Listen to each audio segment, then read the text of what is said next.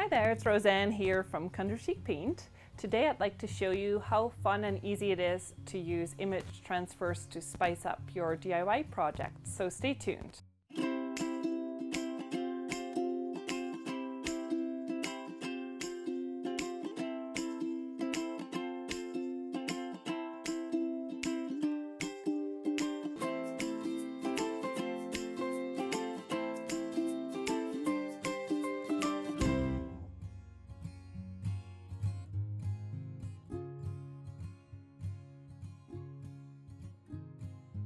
So first of all, I'd like to show you the supplies we'll be using today.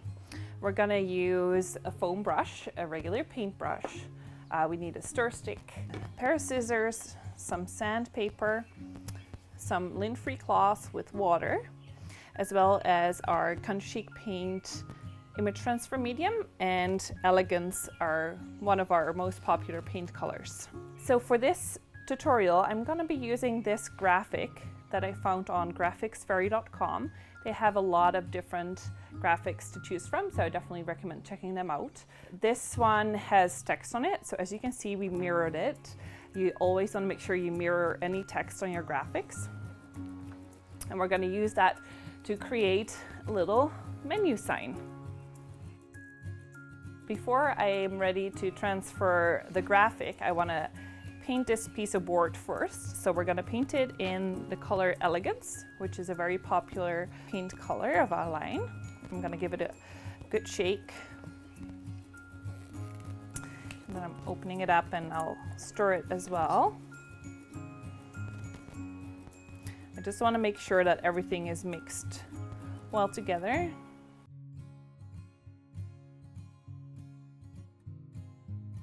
For this piece, you probably just need one coat of paint. Our chalk-based paint is eco-friendly and dries very quickly, and there's also almost no smell to it, so a lot of our customers paint with it indoors. We'll come back in a little bit once the paint is completely dry. It's been about 30 minutes, so our paint is now completely dry and we're ready to do the transfer. So this is the image that we're going to be using today. You can use our image transfer medium for either black and white or color prints. If you want to do a photograph, you want to photocopy it first because the photo paper has a coating on it that doesn't allow the transfer to happen. You're best off using laser prints or photocopies. Some of our customers have had success with inkjet, but I would suggest using laser prints for the best results. So we're going to open up a little jar of our image transfer medium. I'm going to use a foam brush to apply it. Before I do, I'm going to cut out my little graphic though. I just don't want to have all the extra paper to remove later on. So when you do an image transfer, you can either apply the medium to your graphic or to your project. Because this is such a small project, I'm just going to apply it straight to my board. But if you have a large piece, then I would suggest applying it to your graphic instead. When you're applying the transfer medium to a larger surface, try feathering out the medium. And don't abruptly stop, but try making a softer edge. Once you put on your print, you aren't going to want to move it again. Just smooth it out gently. You can use a putty knife, an old bank card, or your fingers. You just want to make sure you smooth out any bubbles. The hardest part for me is waiting for the transfer to dry.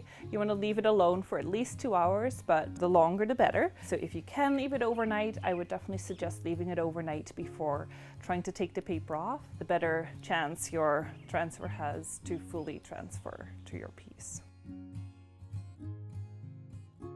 I actually prepared another piece in advance, which we did last night, so that I can show you the next step. What I'm going to do first is remove the top layer of the paper by gently pulling it off. I just want to avoid having a big layer of paper to remove with my wet cloth, which I'll show you later. So I'm just going to try and pull as much of the paper off as possible. And you'll see that sometimes that works better than at other times. The bottom part of the paper is staying behind and you don't have as much to remove. I'm going to wet this cloth And I'm gonna take that and wet my piece of paper. So now I wanna gently rub away the remaining paper so that we're revealing the graphic underneath.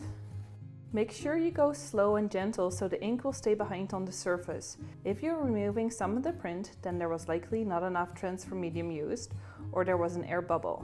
It might be better to leave it a bit longer and try again after it has dried longer. Once you've completely removed the paper, you can use sandpaper to smooth out any edges of the transfer medium and also give the print a distressed look if that's what you're going for. You can seal your image with Tough Coat if you're using it on a piece that will get a lot of usage. For a sign, you really don't have to worry about that.